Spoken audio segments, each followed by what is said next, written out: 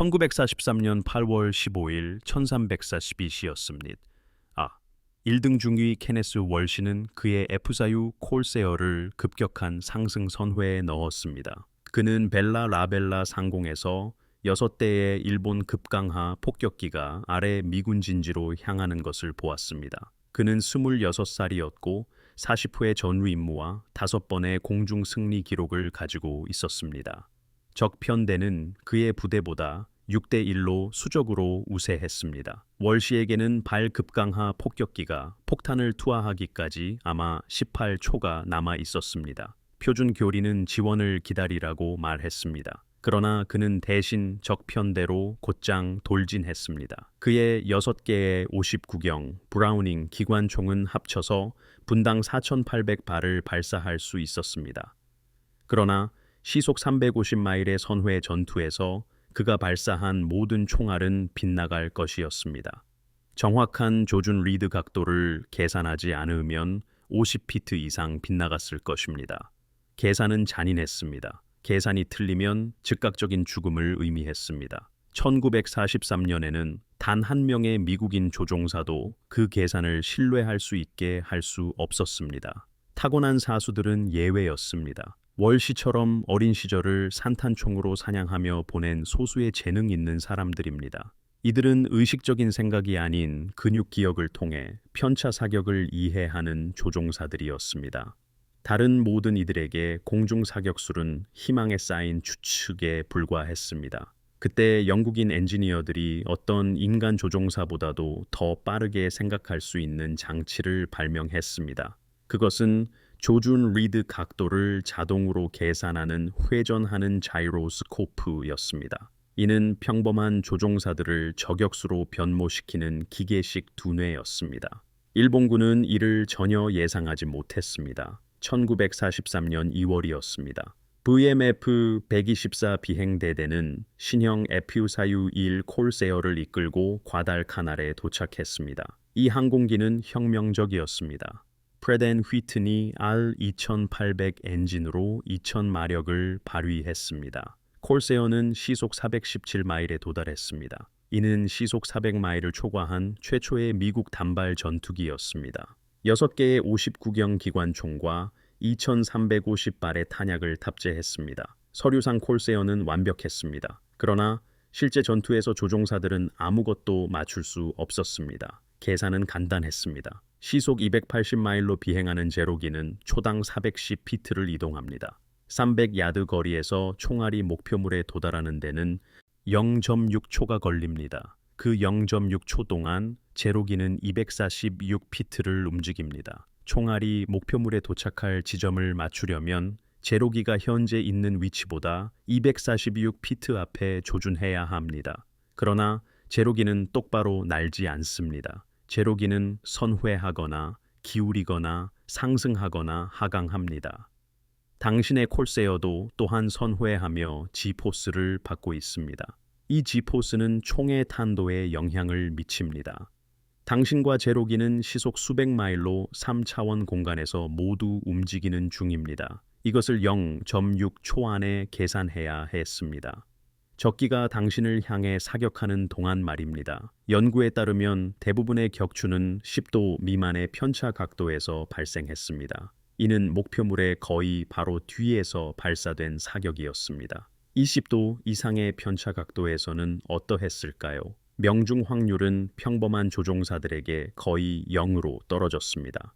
명중을 위한 이상적인 편차 각도는 0에서 10도 사이였습니다. 그 외의 모든 것은 비범한 기술을 필요로 했습니다. 케네스 월시는 예외적인 조종사였습니다. 1943년 4월 1일 그는 그의 첫 콜세어 전투 임무에서 3대의 일본 항공기를 격추했습니다. 5월 13일에는 2대를 더 격추했습니다. 그는 최초의 콜세어 에이스가 되었습니다. 8월까지 그는 20대의 적기를 격추했습니다. 월시는 1937년에 비행 자격을 얻기 전 항공기 정비사로 일했던 전직 해병대 병사였습니다. 진주만 사건이 발생했을 때 그는 2000시간 이상의 비행 시간을 가지고 있었습니다. 그는 기계들을 이해했습니다. 그는 탄도학을 이해했습니다. 그리고 그에게는 특별한 재능이 있었습니다. 대부분의 조종사들은 그렇지 못했습니다. 영국 공군은 전쟁이 시작되기 전에 이 문제를 발견했습니다. 카메라 총을 사용한 전쟁 전 훈련은 조종사들의 사격 실력이 얼마나 나빴는지 보여주었습니다. 폭격기에 대한 모의 공격은 숙련된 전투기 조종사들조차 대부분의 사격을 놓쳤다는 것을 밝혀냈습니다. 영국은 편차 사격이 대부분의 조종사들에게는 어떤 실용적인 기간 내에도 가르쳐질 수 없다고 결론 내렸습니다. 미국 해군은 1920년대와 1930년대에 편차 사격을 훈련했습니다. 조종사들은 30도 각도에서 견인 목표 슬리브를 향해 발사하며 훈련했습니다. 그러나 예측 가능한 목표물을 직선으로 견인하여 훈련하는 것은 실제 전투와는 달랐습니다. 6G 포스 선회를 하는 제로기를 상대로는 적용되지 않았습니다. 초기 태평양 전투의 보고서는 잔혹한 진실을 확인시켜 주었습니다. 평범한 조종사는 고정 조준경으로는 편차 사격을 정확하게 할 수 없었습니다. 무언가 바뀌어야만 했습니다. 영국 판보로의 왕립항공연구소에서 과학자 레슬리 베넷 크레이기 커닝햄은 책상 위에서 회전하는 자이로스코프를 응시했습니다. 이 장치는 방향을 바꾸려는 모든 시도에 저항했습니다. 한 방향으로 밀면 장치는 다시 밀어냈습니다. 회전에 대한 그 저항은 예측 가능했습니다. 측정 가능했으며 수학적이었습니다. 커닝햄은 무언가를 깨달았습니다. 다른 항공기를 추격하는 전투기 조종사는 목표물과 동일한 가군 동량을 경험합니다. 두 항공기가 모두 선회하고 있다면 공격하는 전투기의 조종석에 있는 자이로스코프가 선회율을 자동으로 측정할 것입니다. 그 측정 값은 필요한 정확한 조준 리드 각도를 계산할 수 있었습니다. 조종사는 어떤 계산도 할 필요가 없었습니다. 자이로스코프가 자동으로 계산을 수행할 것입니다. 개발은 즉시 시작되었습니다. 1941년에 최초의 마크 1 자이로 조준경이 제한된 생산에 들어갔습니다. 그것은 작동했지만 조종사들은 그것을 싫어했습니다. 격렬한 전투 기동 중에 작은 망원 조준경에 눈을 대야 했습니다. 조준선은 불규칙하게 흔들렸습니다. 시야도 형편없었습니다. 생산은 중단되었습니다. 판보로는 처음부터 다시 설계했습니다. 마크 2 자이로 조준경은 1943년 후반에 등장했습니다. 엔지니어들은 프리즘 망원경 대신 자이로스코프를 표준 반사 조준경에 통합했습니다. 조종사 앞에 45도 유리판이 놓여 있었습니다. 이 유리판은 조명된 조준선을 투사하여 마치 무한대에 떠 있는 것처럼 보이게 했습니다. 이 조준선은 총과 완벽하게 정렬되었습니다. 조준선은 두 부분으로 이루어져 있었습니다. 왼쪽에는 총이 실제로 어디를 향하는지 보여주는 고정 링이 있었습니다. 오른쪽에는 선회율에 따라 자동으로 움직이는 6개의 다이아몬드가 원을 형성했습니다. 작동 방식은 다음과 같습니다. 목표물의 날개의 폭을 달결에 설정하십시오. 제로기는 39피트의 날개 폭을 가집니다. 조종 간의 조종 장치를 조절하여 다이아몬드 원이 조준경 안의 목표물 날개의 폭과 일치하도록 합니다. 이것은 시스템의 거리를 알려주었습니다. 자이로스코프는 당신의 선회율을 측정했습니다. 조준경은 조준 리드 각도를 자동으로 계산하여 다이아몬드 조준선을 올바른 조준점으로 이동시켰습니다. 다이아몬드를 목표물에 맞추십시오. 그리고 발사하십시오. 총알은 명중할 것입니다. 전투기 사령부는 1943년 7월에 이를 시험했습니다. 한 조종사는 마크 2D 자이로 조준경이 편차 사격 문제의 확실한 해답이라고 보고했습니다. 그는 평범한 조종사들은 작은 각도에서도 고정 조준경으로는 편차 사격을 정확하게 할 수 없다는 것을 매일 입증하고 있다고 언급했습니다. 이 조준경은 즉시 생산에 들어가야 한다고 주장했습니다. 다른 조종사는 이전 전투들을 회상했습니다. 그는 적들이 거의 온전하게 탈출했던 경험을 떠올렸습니다. 그러면서 좋은 조준경을 사용했더라면 적기를 훨씬 더 확실하고 쉽게 파괴할 수 있었을 것이라고 말했습니다. 페란티는 에든버러 근처에 공장을 지었습니다. 생산은 1943년 11월에 시작되었습니다. 1944년 2월까지 그들은 8개의 조준경을 생산했습니다. 1944년 10월에는 매달 700개를 생산했습니다. 미 육군 항공대는 그것을 K-14로 채택했습니다. 미국 해군은 그것을 마크 18이라고 불렀습니다. 1944년 8월까지 자이로 조준경은 태평양의 콜세어 비행대대에 보급되었습니다. 이 기술이 전쟁을 어떻게 바꿨는지 보고 싶다면 지금 바로 좋아요 버튼을 눌러 주십시오. 그러면 유튜브는 이 이야기를 들어야 할 더 많은 사람들에게 보여줄 것입니다. 마크 18은 완성 시 30파운드의 무게였습니다. 설치하려면 큰 조준경을 장착하기 위해 계기판 일부를 잘라내야 했습니다. 조종사들은 새로운 시스템에 대해 훈련받아야 했습니다.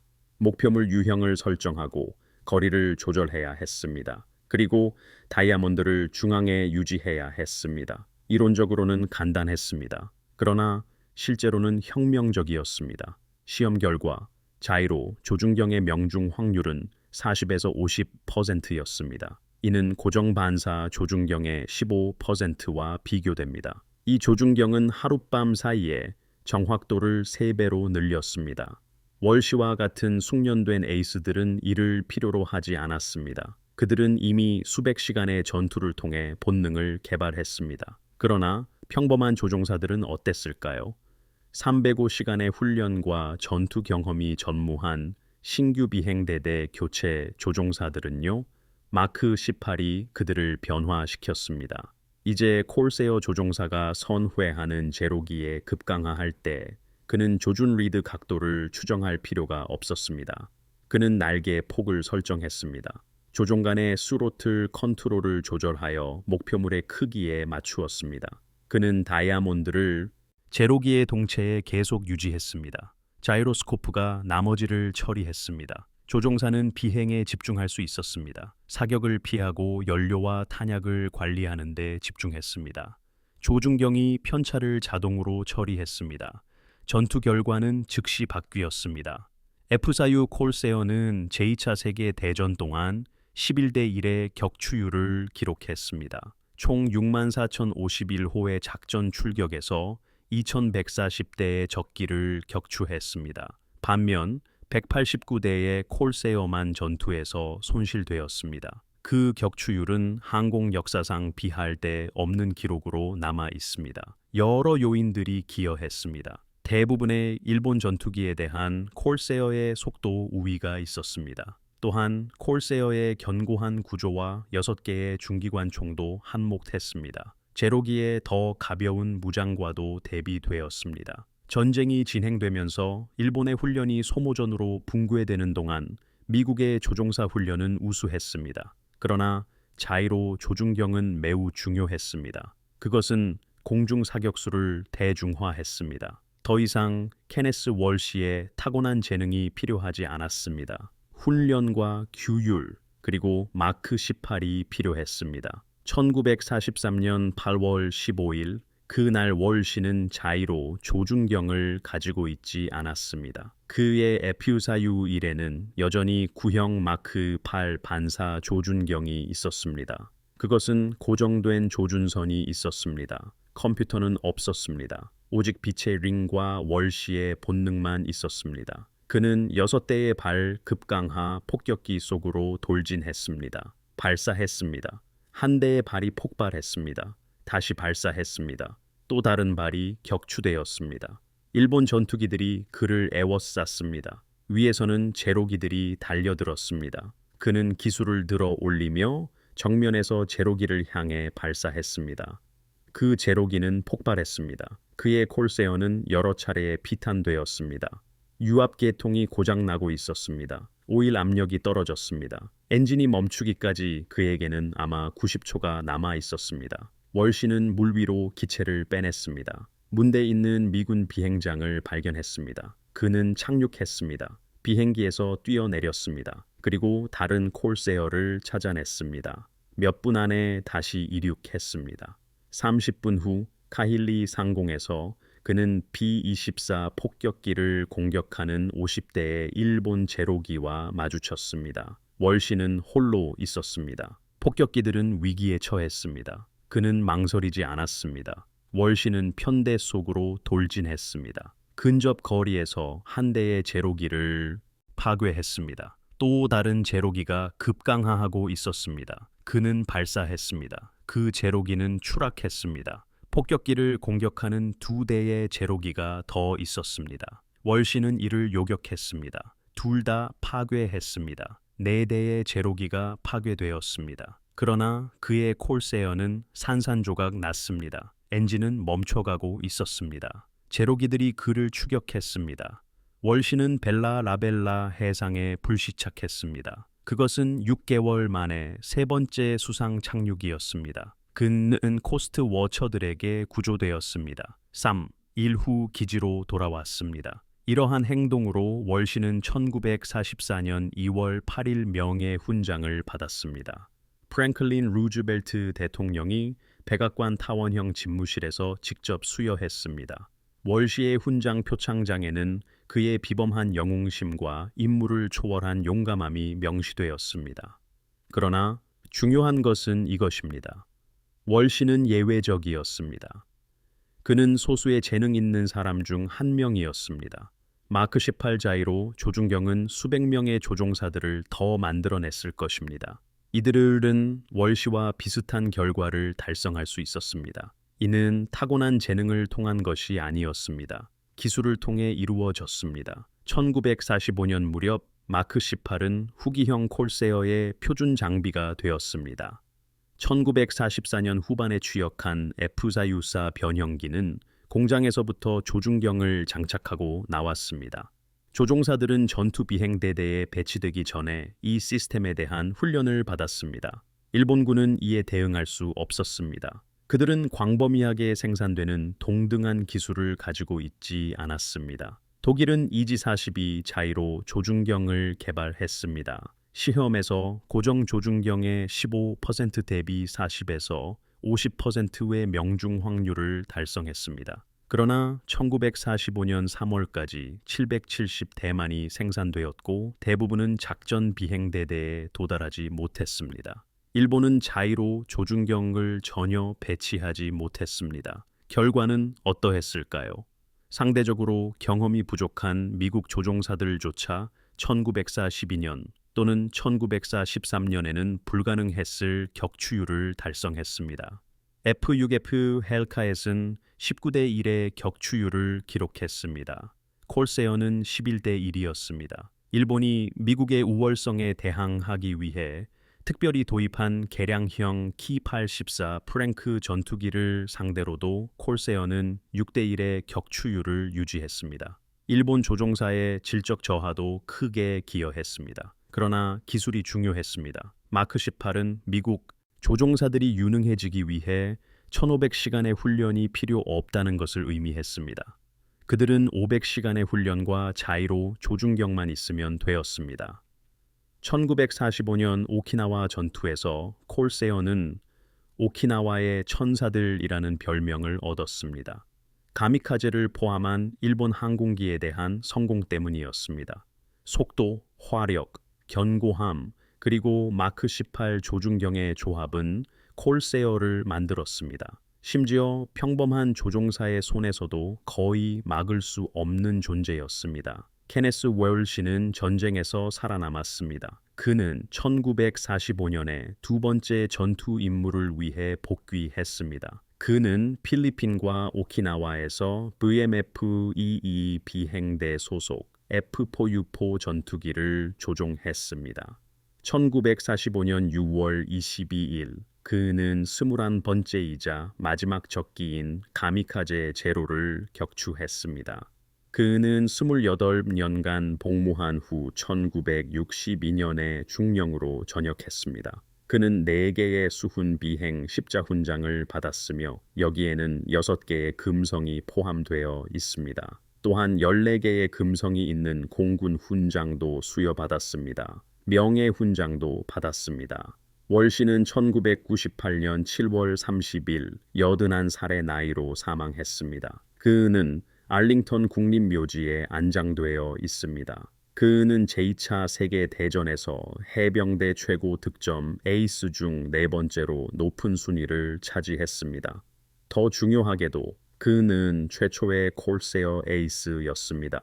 그는 재능 있는 조종사의 손에서 그 항공기가 무엇을 할 수 있는지 증명했습니다. 마크 18 조종이는 다른 모든 사람들의 손에서 그 항공기가 무엇을 할 수 있는지 증명했습니다. 자이로스코프식 조종이는 전쟁 후에 레이더 유도 시스템으로 발전했습니다. 현대 전투기는 조종사의 시선을 추적하고 발사 해법을 자동으로 계산하는 헬멧 장착형 디스플레이를 사용합니다. 원리는 동일합니다. 컴퓨터가 계산을 처리하도록 하여 조종사는 비행과 전투에 집중할 수 있도록 하는 것입니다. 그러나 이 모든 것은 1943년에 회전하는 자이로스코프에서 시작되었습니다. 영국 엔지니어들은 편향 사격이 타고난 재능을 요구하지 않는다는 것을 깨달았습니다. 그것은 응용 물리학을 필요로 했습니다. 펜서콜라에 있는 국립해군 항공박물관에는 마크 18 조종이가 장착된 F4U 콜세어 전투기가 보존되어 있습니다. 스미소니언 박물관의 F4U 1D는 월시가 1943년에 조종했던 초기 마크 8 고정 조종기를 전시하고 있습니다. 이 두 장비의 차이는 추측과 정밀함의 차이를 보여줍니다. 총알이 명중하기를 바라는 것과 명중할 것을 아는 것의 차이입니다. 이것이 바로 이 이야기가 중요한 이유입니다. 기술은 단순히 병사들을 더 효과적으로 만들지 않습니다. 기술은 전쟁을 민주화합니다. 마크 18은 공중전에서 승리하기 위해 케네스 월시가 될 필요가 없다는 것을 의미했습니다. 훈련과 규율, 그리고 어떤 인간보다도 빠르게 3차원으로 사고할 수 있는 회전 자이로스코프가 필요했습니다.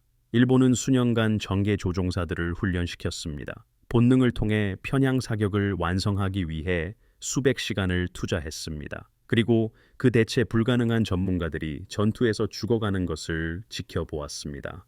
미국은 500시간의 훈련과 자이로스코프식 조종기를 갖춘 조종사들을 대량 생산했습니다. 우월한 기술, 우월한 병참, 우월한 시스템. 이것이 전쟁에서 승리하는 방법입니다. 이 이야기가 여러분에게 감동을 주었다면 지금 바로 좋아요 버튼을 눌러주세요. 모든 좋아요는 유튜브에게 이 이야기를 들어야 할 더 많은 사람들에게 보여달라고 말해주는 것입니다. 구독하고 알림을 켜주세요.